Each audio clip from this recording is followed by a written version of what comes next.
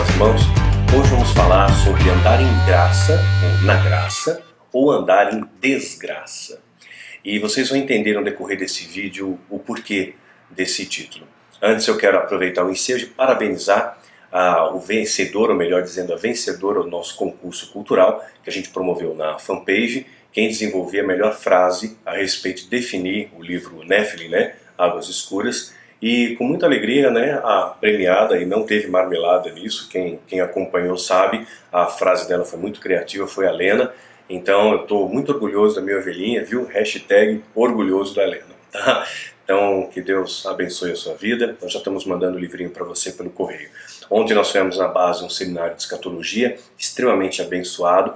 Quero também aproveitar esse ensejo e convidar você, venha afiar a espada com a gente, venha conhecer mais, venha expandir os seus horizontes, venha permitir que Deus restaure a sua vida, te dê conhecimento, lhe dê sabedoria, porque sabe, o mundo, ele pode te dar conhecimento, né? Mas a Bíblia, somente o Espírito Santo de Deus pode lhe conceder sabedoria, é algo que transcende o conhecimento, vai muito além do conhecimento, né? Então hoje nesse tema, dando em graça ou desgraça, a pauta principal é a questão. Uma vez uma pessoa comentou comigo, falou: poxa Daniel, se Jesus levou sobre si as nossas enfermidades, se o Cordeiro de Deus veio para tirar o pecado do mundo, então o mundo não tem mais pecado. E se o mundo não tem mais pecado, e se não existe mais a doença, então nós andamos na graça. Então todos nós estamos destinados à felicidade da vida eterna, a desfrutarmos o céu. Então não importa o que eu faça, se eu fizer isso ou aquilo, não tem nada mais errado. Afinal de contas, o pecado foi tirado do mundo, né? E essa vertente, essa espinha dorsal de pensamento que faz parte de uma seita, né, que não é, a gente não pode defini-la como igreja, mas ela tem contaminado igrejas, né, por mais estranho que seja isso. Muitas igrejas, muitos ministérios, uma pessoa de uma igreja tradicional falou para mim: olha, tá havendo um êxodo na igreja e tá todo mundo migrando para essa seita. E tem igrejas que, para não perder os membros, estão abraçando também essa vertente, né? Tipo, isentando o peso do pecado. Não tem mais pecado, Jesus. Nós já somos vitoriosos, o diabo é um derrotado, nós somos mais do que vencedores. E essa postura triunfalista, extremista, faz com que você pereça também. Então nós temos que ter aquele equilíbrio, aquela moderação que Paulo coloca também, né? Nós temos que buscar um espírito de amor, de poder e de moderação, uma coisa equilibrada, seres sóbrios, né? E isso está faltando em nosso meio. Hoje a gente vê tanta pirotecnia à nossa volta, a gente vê tantas coisas estranhas, tanto fogo estranho. Como a gente vai ter discernimento, o que é de Deus e o que não é de Deus? O que é fato e o que é boato? O que é mito e o que é realmente fundamentado na verdade? Então, o objetivo desse vídeo é expandir os seus horizontes, é ensinar você um pouco mais a respeito da palavra de Deus, e que isso seja uma ferramenta importante para que você possa ter um desdobramento de uma vida plena, de uma vida mais abundante, de andar na terra como um sábio, como um filho de Deus, né? Sem medo de coisas que às vezes criam para que você tenha medo. O filho de Deus não é motivado pelo medo, ele é motivado pelo amor. E o amor, ele sobrepuja o medo. O amor, ele sobrepuja a força e a da tentação do pecado, porque se você ama a Deus, você não quer desagradar a Deus, né? Você não quer ferir aquele que o ama, você não quer desapontar o seu Pai. Então o amor, ele corrige os seus passos, ele norteia o seu caminho. Mas hoje nós estamos cercados de uma época em que as pessoas estão dando ouvidos às fábulas, estão buscando doutores de acordo com as suas próprias concupiscências. Concupiscência quer dizer desejo, tá? É uma palavra às vezes pouco comum, não é uma palavra constante no nosso vocabulário, né? Especialmente no português, mas se disser: eu estou com uma concupiscência de comer um churrasco, né? Então eu estou com desejo, com uma vontade. Então o povo, ele anda buscando doutores para acalentar a sua própria vontade. E a gente vê um grande fast food em igrejas, né? Nós temos aqui a oração do poder para resolver os problemas espirituais, materiais, financeiros, a cura. E vendemos um monte de coisa, mas nunca proporcionamos o desafio de viver uma vida de santidade, de viver o cristianismo de verdade, né? Então existe hoje uma postura muitas vezes triunfalista. E essa postura triunfalista muitas vezes entra em nosso meio permeada de engano, ela vem camuflada, ela vem maquiada e você não percebe de imediato que aquilo ali é uma doutrina humana, é uma doutrina de demônio, não é algo que tem esteio na verdade. Então quanto mais você conhece da verdade, mais instrumentos você tem na mão, mais recursos você dispõe de fazer a separação do joio e do trigo, o que é natural e o que é espiritual. Então o objetivo desse vídeo é aprofundar o seu conhecimento. Então preste atenção, querido, que Deus te abençoe ricamente. Eu espero que Deus me use como instrumento para alcançar a sua vida, para alcançar o seu coração.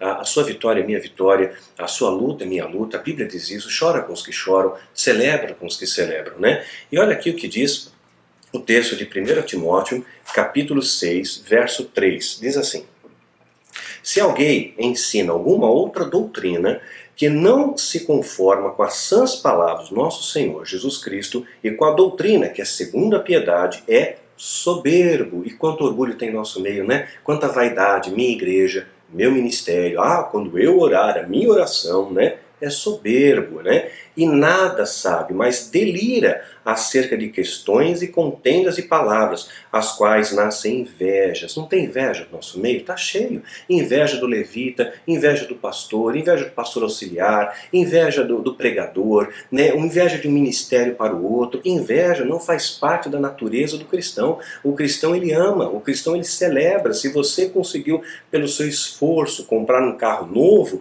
o outro irmão, ele celebra com você, ele se alegra, ele não tem inveja. Ele não tem inveja do seu sucesso, ele não quer puxar o seu tapete. O perfil do cristão não é esse, mas essa inveja entra em nosso meio porque ela é motivada, ela é incentivada de maneira muitas vezes subjetiva, que às vezes a gente não percebe. Eu quero que esse vídeo seja esclarecedor para você. Vamos lançar luz onde há trevas. Então, essas questões nascem inveja, porfias, blasfêmias, ruins suspeitas, contendas de homens corruptos. Corrupto, sabe o que é corrupto? Né? É aquele que se vende, é o mercador da fé, é o profissional da fé.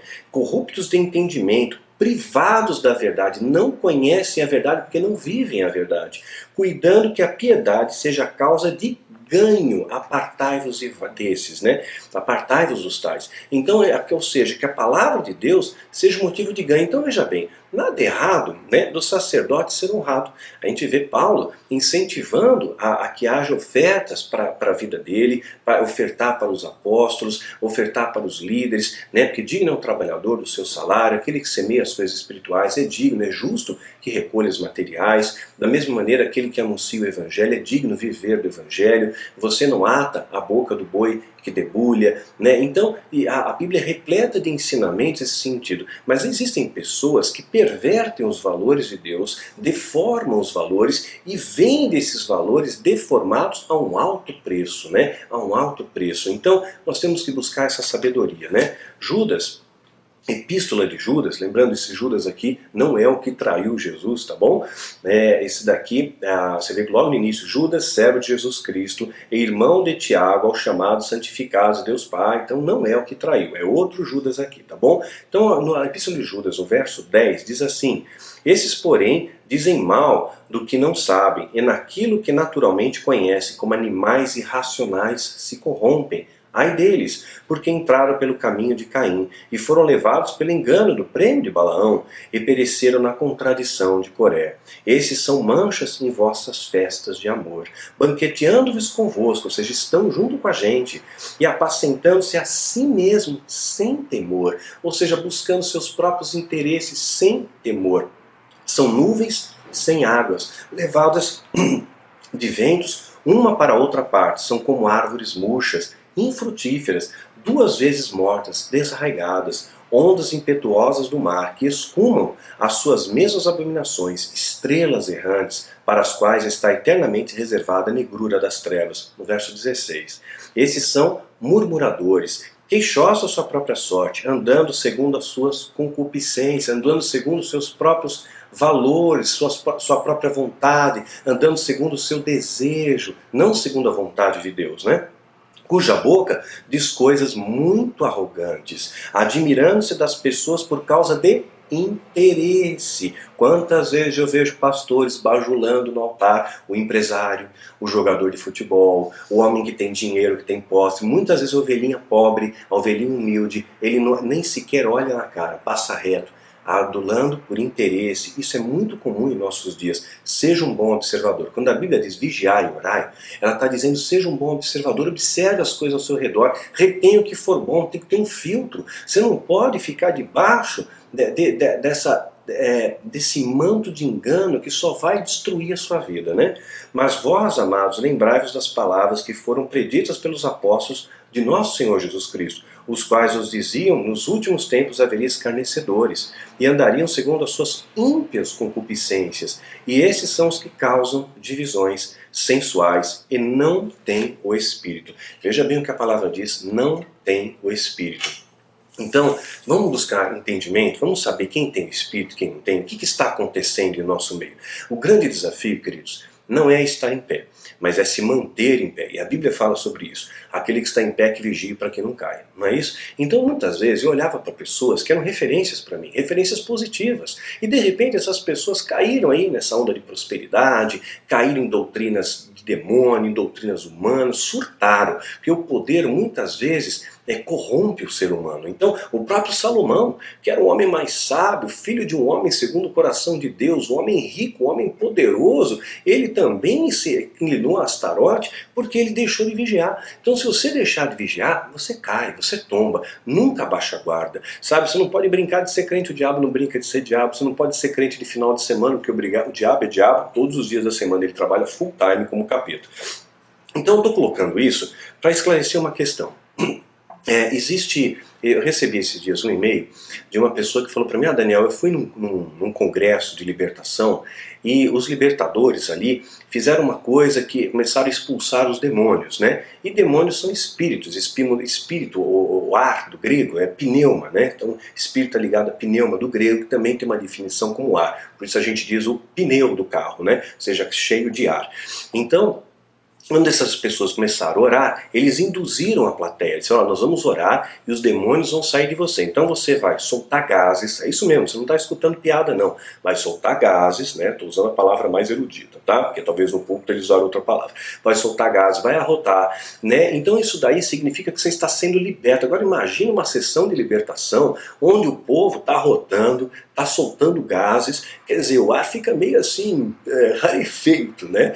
Então, que libertação é essa? Cadê a base bíblica para isso? Você não consegue imaginar Jesus expulsando o demônio da pessoa, em vez do demônio ir embora, a pessoa pega e solta gases, então, para ser liberta, né? Ou dá um arroto, né? Então, é tão bizarro, né? Que chega a ser cômico se não fosse trágico, né? Então, vou ter que parar.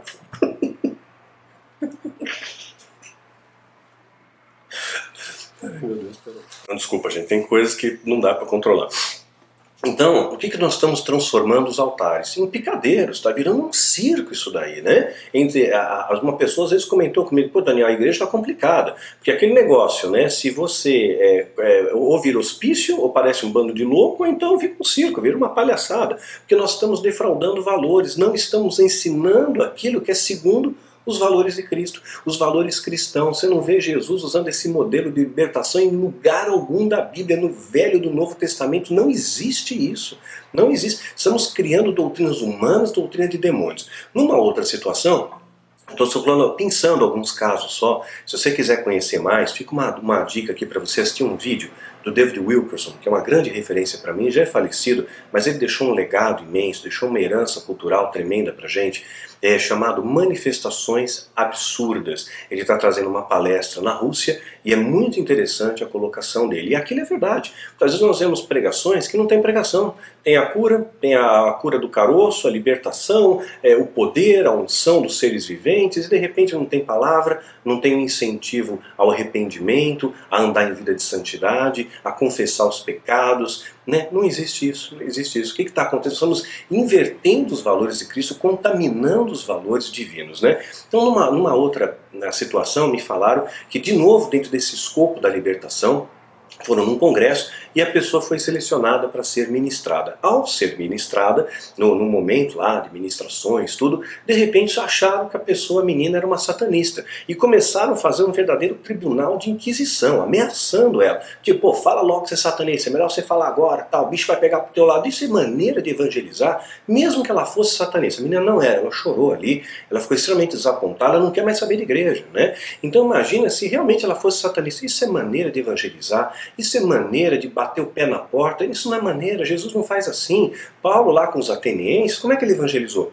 Vocês são muito religiosos, olha quantos altares tem aqui, mas tem um altar do Deus desconhecido, é esse que eu vos anuncio. É assim que se evangeliza, é em amor, é a força, a mola propulsora para você alcançar as vidas é o amor. Se amardes uns aos outros, saberão que sois meus discípulos. Pessoas que agem assim, meu irmão, na boa, não têm o Espírito. São profissionais da fé, eles estão brincando com Deus, eles estão ensinando valores deformados, contaminados, que não correspondem aos ensinamentos de Jesus. Então seja um bom observador. Não existem atalhos para a sala do trono. Se alguém propor para você, olha, tem esse caminho mais fácil, não existe caminho mais fácil. Jesus falou, toma a tua cruz e me segue. Jesus começou o ministério dele no deserto, passando privação, se consagrando, orando, jejuando, foi tentado pelo diabo, é assim que começa. Se alguém te oferecer um caminho diferente, alguma coisa está errada, que só esse caminho te conduz à sala do trono, aos pastos verdes, as águas tranquilas, né? Só esse caminho, né? Não tem outro caminho, né, que possa te levar. Então eu tenho visto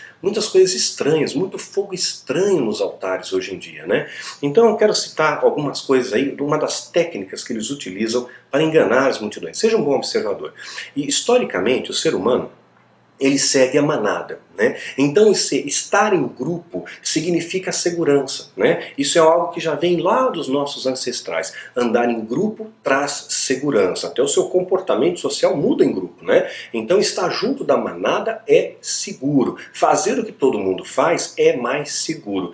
Algumas experiências foram feitas. Pegaram ali, eu vi esses dias um programa chamado Truques da Mente, e mostraram ali uma pessoa fazendo um discurso nada a ver, sabe, uma coisa boboca assim? Tipo, vocês acreditam que a tangerina abriu o capô do motor? E vocês não sabem da última? O avião acabou aterrissando na água e o peixe pulou. E sabe uma coisa nada a ver? E de repente todo mundo ficou meio extasiado ali, mas ninguém levantou. Isso são medidas de contenção. Raramente alguém se levanta diante de um discurso esdrúxulo. Fica lá, se mantém ali, com alguma força desconhecida, mantém a pessoa grudada na cadeira.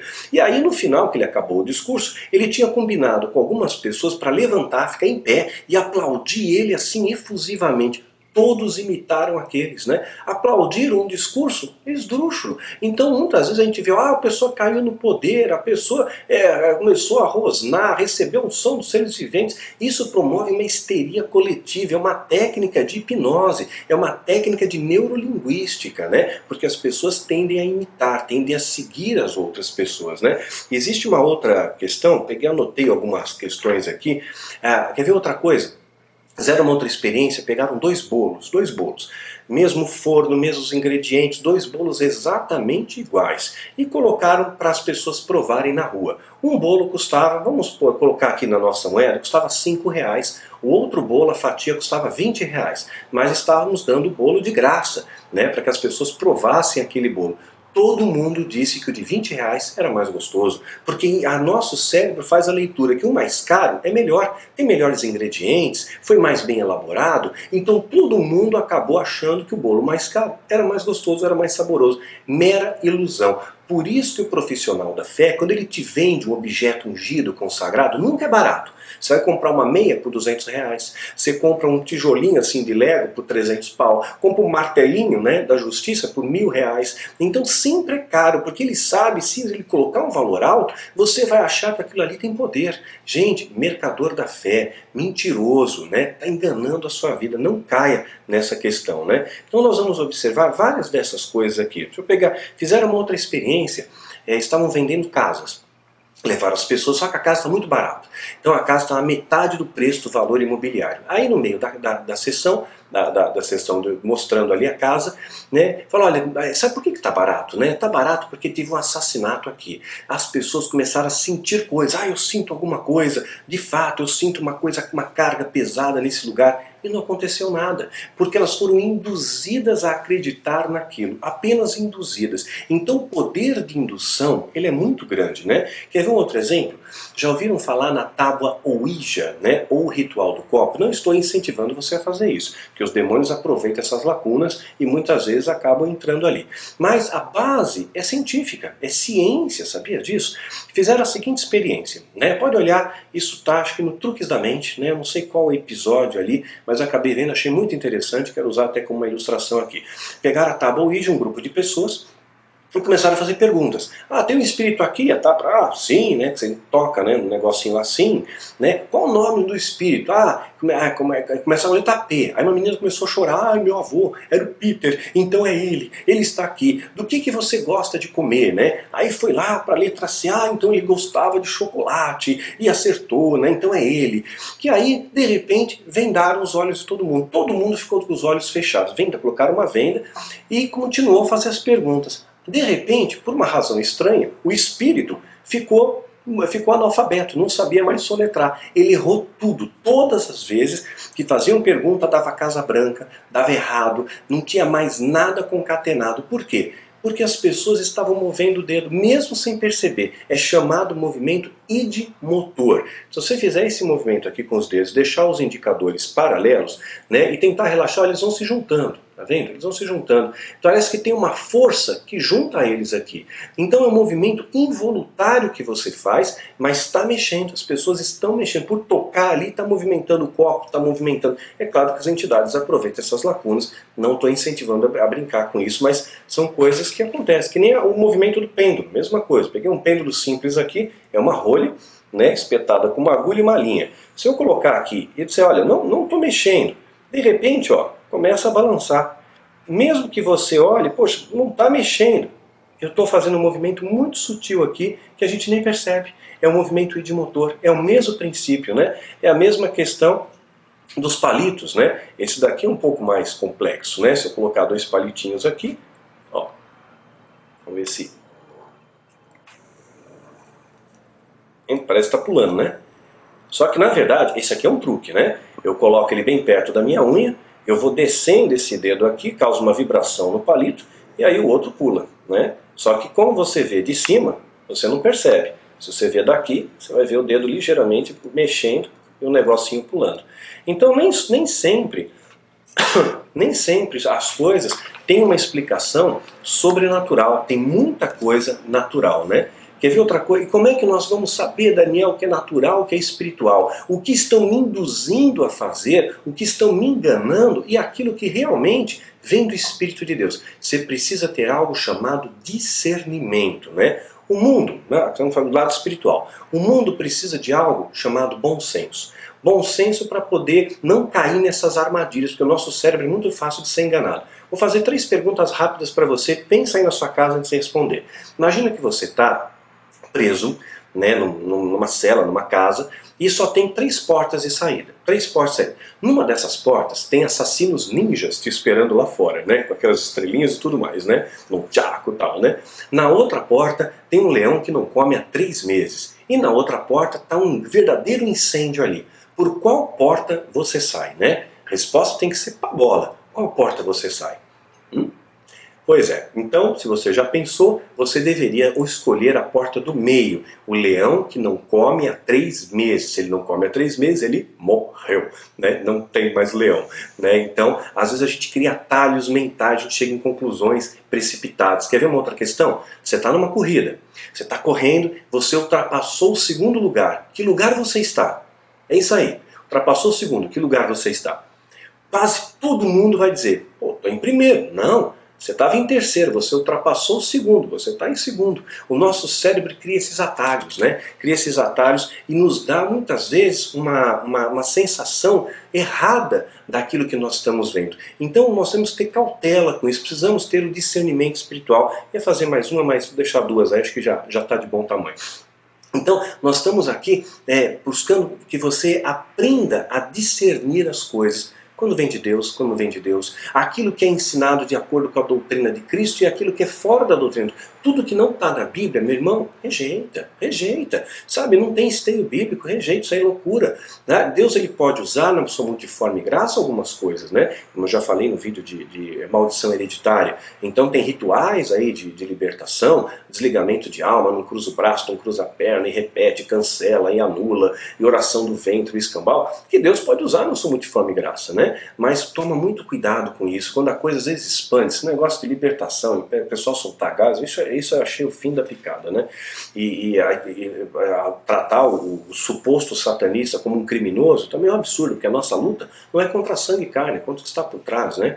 Então são coisas estranhas ali, né? Inclusive eu citei no livro Catedral das Sombras, uma das pessoas que hoje, graças a Deus, na Irmandade se converteu, eram pessoas que outrora, muitos crentes, muitos líderes, muitos supostos apóstolos, estavam orando para que ele morresse, né? Então, quer dizer, o crente, em vez de orar pela restauração, ora para matar o outro, né? Então, o que é isso, né?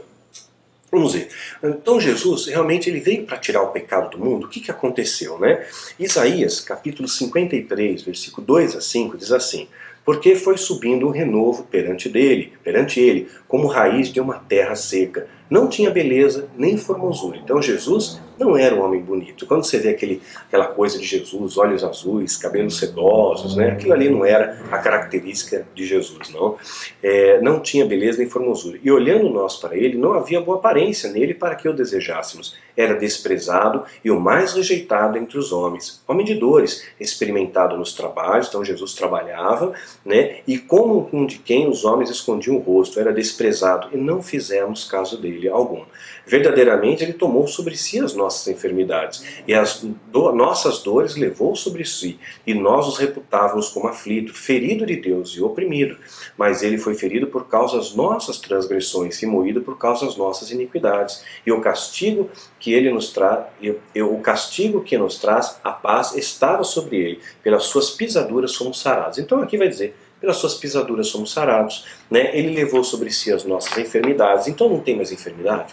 Então não tem mais doença? Será que é isso? Nós vamos ver o cumprimento disso daí acontecendo em Mateus 8,17, para que se cumprisse o que foi dito pelo profeta Isaías, que disse: ele tomou sobre si as nossas enfermidades, levou as nossas doenças. Então nós vemos a profecia e o cumprimento da profecia em Mateus 8,17. Levou sobre si as nossas enfermidades, as nossas doenças. Ele é o Cordeiro de Deus que tira o pecado do mundo. O que significa isso? João 1,29.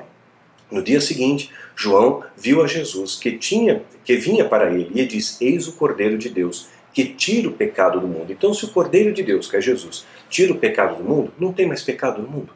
O mundo não está isento do pecado, e da mesma maneira, então, não temos mais doenças, né? Então, se ele tirou o pecado, não há pecado. Vivemos na graça, somos destinados à salvação, não importa o que você faça, estamos na graça. Então, quem é o Cordeiro? Qual o contexto apresentado aqui do Cordeiro? Vamos entender melhor a origem disso?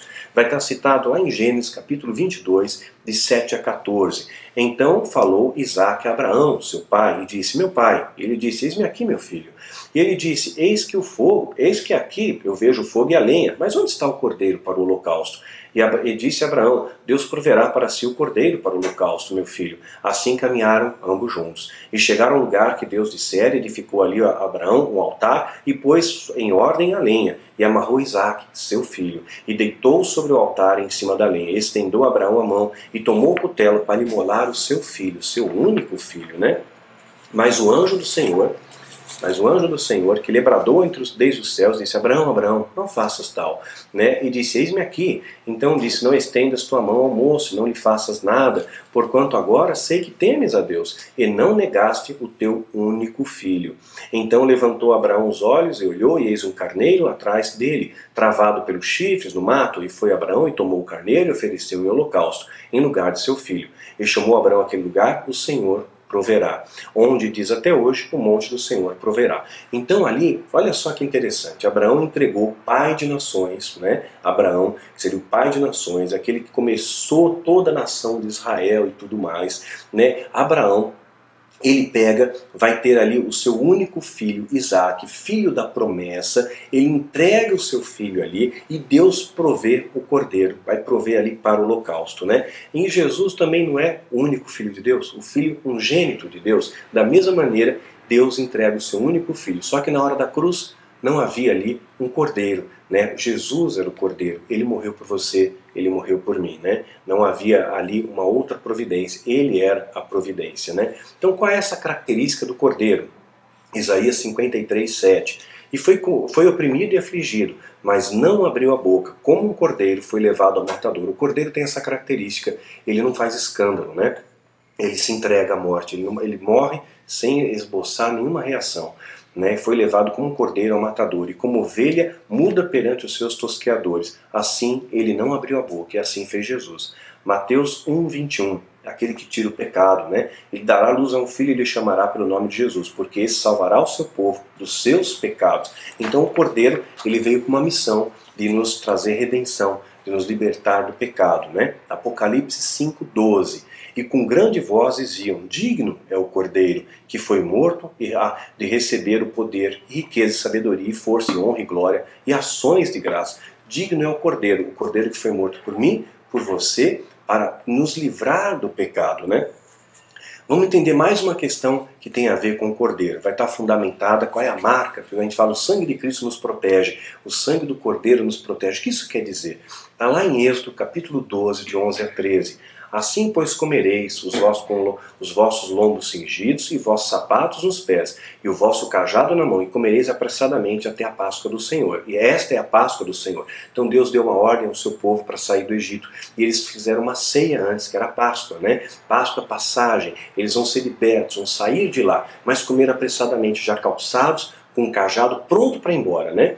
E passarei pela terra do Egito essa noite, e ferirei o primogênito da terra do Egito, desde os homens até os animais. Em todos os deuses do Egito farei juízo, eu sou o Senhor. E aquele sangue vos será por sinal nas casas que estiveres. Vendo eu o sangue, passarei por cima de vós, e não haverá entre vós praga de mortandade, quando eu feri a terra do Egito. Então o sangue do Cordeiro livrou aquele povo da morte, né? O Jesus nos livra do pecado, da morte. O salário do pecado é a morte, né? E essa prática do Cordeiro, né, era celebrada, depois a gente vai ver em Êxodo, capítulo 29, essa prática do Cordeiro sendo celebrada depois perpetuamente até que veio Jesus. O Cordeiro estabelece a nova aliança, né? 1 Pedro, capítulo 1, 18 a 19. Sabendo que não foi com coisas corruptíveis, com prata ou ouro, que fosse resgatado da vossa vã maneira de viver, que por tradição recebesse vossos pais, por tradição, mas com o precioso sangue de Jesus, como um cordeiro imaculado e contaminado. Então, o que é graça, né? Graça, pela dicionário, é um favor que se recebe, é algo grátis, né? Vem do latim agradável, amável, né? Mas significa, então, se estamos na graça, não tem mais doença. Jesus levou sobre si as nossas enfermidades, mas nós vemos que Trófimo, no Novo Testamento, não foi curado. O próprio Timóteo, ele tinha problemas de estômago, e Paulo fala, toma um pouco de vinho, ele também não foi curado. O próprio Paulo tinha um espinho na carne, e quando Paulo questiona, Senhor, né, a palavra de Deus diz que Deus fala para ele, a minha graça te basta, graça. Então a graça sobrepuja esses valores. Mesmo que você passe por alguma enfermidade, mesmo que você atravesse o vale da sombra e da morte, Deus vai estar ali com você. Então não quer dizer que você está livre da doença. Né? Existem duas doenças, duas categorias de doenças, a gente já fala isso nos seminários. A doença de causa natural, né, que vai retroceder com medicamento, com a tecnologia, com a medicina, e você deve buscar a medicina, né? Se fraturou um braço, você vai no ortopedista, você tem um problema nos olhos, você vai no oftalmo, então você busca a medicina primeiro, busca as coisas naturais. Se a natural não resolveu, aí sim você tem a chancela, você tem a credencial para pleitear a cura espiritual. Mas Deus, ele só vai curar mediante tempo, modo e propósito. Nem sempre Deus cura. A gente vê inclusive no Novo Testamento, Trófimo não foi curado e o próprio Timóteo também não foi curado. Então nós vamos encontrar isso sempre nas Escrituras. Então o que é graça? Graça significa que é algo muito especial que você vê. Nós vivemos sim na era da graça, não estamos mais na lei, estamos na graça. E a graça, a nova aliança, ela é fundamentada no amor. Toda a questão é ligada no amor, né? Então Jesus, ele coloca dois pilares. Amor a Deus, acima de todas as coisas, busca em primeiro lugar o reino, e amor ao próximo como a ti mesmo. Então esses são os valores da nova aliança, que é a graça, é o amor. Essa é a mola propulsora, né? Então tudo que você olhar ao seu redor não tem amor, tem comércio, tem perversão, estão invertendo os valores da palavra, Aí o evangelismo dessa maneira com o satanista, ei, como é que é? Você é satanista ou não é? Quer dizer, isso não tem amor, isso não é amor. Pessoas às vezes que te tratam como se fosse pano de chão, né? Eu já vi gente, sabe, ministros da palavra de Deus tratando as pessoas como se fossem vermes, né? Olhando de cima. Cadê o amor, né? Cadê o amor? Então nós temos que resgatar esses valores, temos que buscar esses valores. É claro que todo mundo tem as suas limitações. Eu recebo 500 e-mails por dia, eu não consigo responder para todos, é impraticável, mesmo porque eu não passo o dia todo na internet, né? Eu tenho que ter mais tempo com a minha família e com Deus do que com a internet, né? Eu não posso permitir que alguma outra coisa venha tirar a prioridade majoritária da minha vida, que é o meu convívio com Deus e com a minha família, né? Então eu dedico também ao trabalho e tudo mais, mas eu tenho um período ali que eu estipulo para eu ficar na internet, para responder os e-mails, para compartilhar algumas coisas na fanpage e tudo mais, mas eu não vivo para isso, não fico o dia todo lá não, né? Porque senão você fica escravo, né? Aquilo que te domina te escraviza, né? E hoje eu sou de Cristo, eu procuro ficar mais tempo na presença de Deus do que no WhatsApp, mais tempo na presença de Deus do que no Facebook, mais tempo orando, estudando e meditando na palavra do que na internet, né? Então a gente deve buscar aquilo que é bom, né? Já que você é aquilo que come, não é isso? Então, quando você se alimenta de coisas saudáveis, você é uma pessoa mais saudável, né? Então, da mesma maneira, o lado espiritual. Retenha coisas saudáveis que vai fazer que você seja mais saudável também. Então, o amor, sem amor, se você não tiver amor, você não anda na graça. O amor e a graça estão intimamente ligados. Se você não tem amor, você não está andando na graça, você vai estar andando em desgraça e não em graça. E quem está andando na graça e no amor, reflete obras de amor. Quem anda na justiça tem obras justas, obras santas, obras em amor. Tem prazer em ajudar, tem prazer em estender a mão, não é egoísta, não é avarento. Paulo fala sobre isso. Sabe, se alguém dizendo-se irmão, mas for maldizente, for beberrão, for roubador, né, nem senta à mesa com ele, for avarento, nem senta à mesa com ele, e porque isso é incompatível com o amor, incompatível com andar na graça. Então você quer provar da graça? Ande em amor. Quer provar da graça? Ame a Deus, ame ao próximo. Aí você vai provar a graça. Se você não tem amor, você anda em desgraça. Essa é a questão, né? Essa marca está em nosso coração. Romanos 8:2. Porque a lei do Espírito de vida em Cristo Jesus nos livrou da lei do pecado e da morte. Então a lei do Espírito e de vida em Cristo nos livrou da lei do pecado e da morte. Então Jesus, a lei de Cristo, que é o amor, nos livra da lei, todo aquele conjunto de regras do Velho Testamento. Isso inclui os dízimos, né? Vamos entender bem, já falei isso em outros vídeos. Né? Inclusive do pecado e da morte. Então o amor, e sobre tudo que você faz hoje é por amor. Por que eu oferto hoje para a igreja? Porque eu amo o ministério, porque eu amo a Deus, porque eu tenho gratidão ao Pai. Eu não estou semeando no reino porque eu tenho interesse, porque eu quero ganhar alguma recompensa, porque eu tenho medo da maldição, porque eu acho que é uma obrigação, porque isso não é amor, isso é interesse, isso é negócio, isso é barganha, né? Então se qualquer coisa motivada, faz isso que você ganha aquilo, isso é barganha, compra isso que você vai receber aquilo, isso é interesse, e as pessoas ainda são muito interesseiras, né? Se você oferece um atalho mágico, olha, se você comprar isso daqui, né, a Bíblia consagrada, ungida, né, e assinada por Jesus, e pronto, as pessoas já vão comprar, e parece que esse delírio, parece que a nossa mente não consegue filtrar, a gente acaba aceitando aquilo sem avaliar, sem passar pelo filtro, né, de avaliação, porque está todo mundo fazendo, então se está todo mundo fazendo, eu sigo a manada, se está todo mundo surtando, eu surto também, se está todo mundo indo atrás daquela igreja, eu vou também, se está todo mundo nessa onda, eu também vou. Jesus andou na contramão, Jesus foi o oposto de tudo da sua época, ele fez aquilo que ninguém teve a coragem de fazer, ele virou a mesa dos cambistas no templo, ele foi no templo e virou a mesa dos cambistas, ele chamou os fariseus, que eram os caras, fariseu era que nem o apóstolo do dia de hoje, era o pai apóstolo, era o patriarca, era o querubim, eram esses caras aí que se acham os bambambam. E Jesus diz para ele: hipócritas, raça de víboras, sepulcros caiados, condutores cegos. Jesus foi na contramão, foi crucificado por causa disso. Ele disse: quem quer me seguir, toma a tua cruz. Então você vai ser perseguido, vai ser caluniado, vai ser atacado. Tenha certeza disso, mas nada, nenhum mal vai tocar você. Deus vai te proteger, vai te guardar. Os anjos do Senhor acampam ao seu redor. Ele vai te dar uma paz que transcende entendimento. Ele vai cuidar de você. Não quer dizer necessariamente que você vai ser rico, mas quer dizer que o Senhor é teu pastor e nada vai te faltar. Não vai faltar o pão sobre a sua mesa, não vai faltar o leite para o seu filho, não vai faltar ração para os seus bichinhos que você tem em casa. Deus vai cuidar, vai trazer a provisão para você, vai te dar sabedoria, vai te dar discernimento, vai te dar noite de sono, vai te dar paz, vai te dar harmonia no seu lar.